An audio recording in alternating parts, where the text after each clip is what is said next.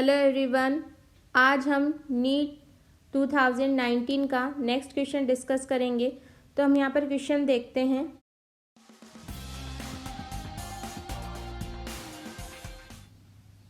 यहाँ पर हम नीट 2019 का नेक्स्ट क्वेश्चन देखते हैं। If the rate constant for first order reaction is k, the time T required for completion of 99% of the reaction is given by, जो time t है वो 99% complete हो जाएगी तो किससे उसको दिया जाएगा, यानी जो 4 ऑप्शन है इसमें से कौन सा ऑप्शन करेक्ट होगा।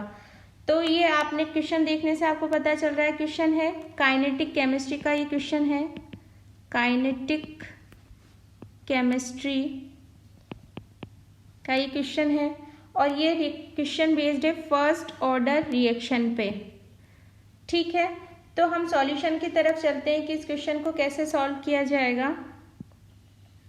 तो हम यहाँ पर जानते हैं कि फर्स्ट ऑर्डर जो रिएक्शन होती है, फर्स्ट ऑर्डर रिएक्शन के लिए जो फॉर्मूला है के का वो क्या है, के equal to 2.303 upon t log a not upon a t।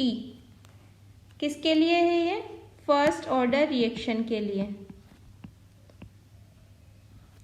ठीक है, a नॉट जब 0 टाइम पर concentration, a t time t पर कंसंट्रेशन है, ये तो आप जानते ही हैं। अब हमको रिएक्शन में क्या दे रखा है यहाँ पर 99% कंप्लीटेड रिएक्शन, यानी जो रिएक्शन है वो कितनी कंप्लीट हो रही है, 99% कंप्लीटेड रिएक्शन।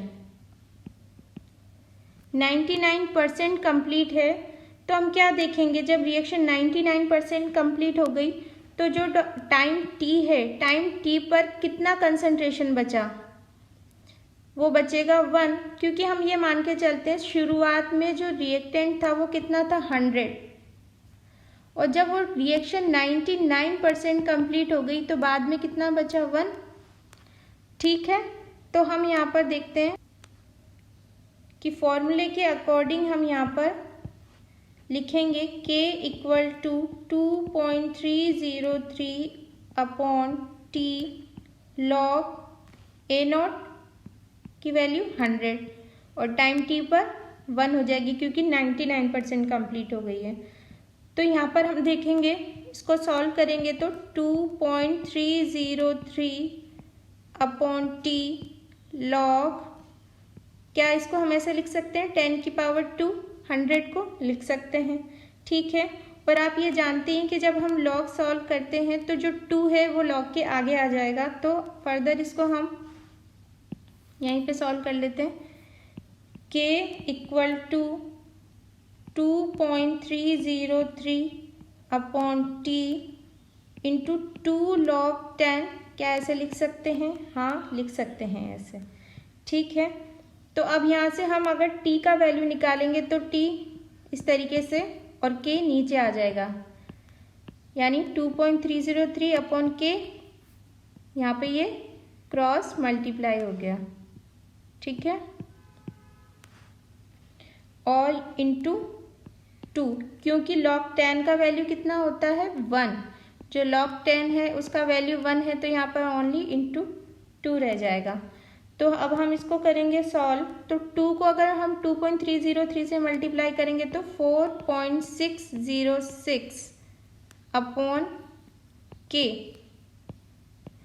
ठीक है, यानी जो t है उसका वैल्यू कितना आया 4.606 अपॉन k, क्योंकि हमको यहाँ पर k का वैल्यू यहाँ पर गिवन नहीं है। देखिए k का वैल्यू हमको यहाँ पर गिवन नहीं है, तो हम क्या देखेंगे, इसी फॉर्म में हमको आंसर देना है अपॉन k के फॉर्म में। ऑप्शंस भी कुछ इसी तरीके से दे रखे हैं, तो अगर हम चारों ऑप्शंस को देखें, फर्स्ट ऑप्शन है t equal to 4.606 upon k, second option है t upon 2.303 upon k, third option है t equal to 0.693 upon k, fourth option है t equal to 6.09 upon k।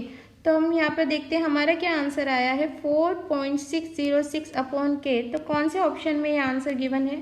First option में, यानी फर्स्ट ऑप्शन हमारा correct option है। I hope आपको ये समझ में आया होगा। ये जो बेसिक केमिकल काइनेटिक्स है उस पर बेस्ड क्वेश्चन है। ऐसे ही first order, second order, zero order में इस तरीके से क्वेश्चन पूछे जाते हैं एग्जाम में। आई होप आपको समझ में आया है। तो आज के लिए इतना ही। Thank you so much.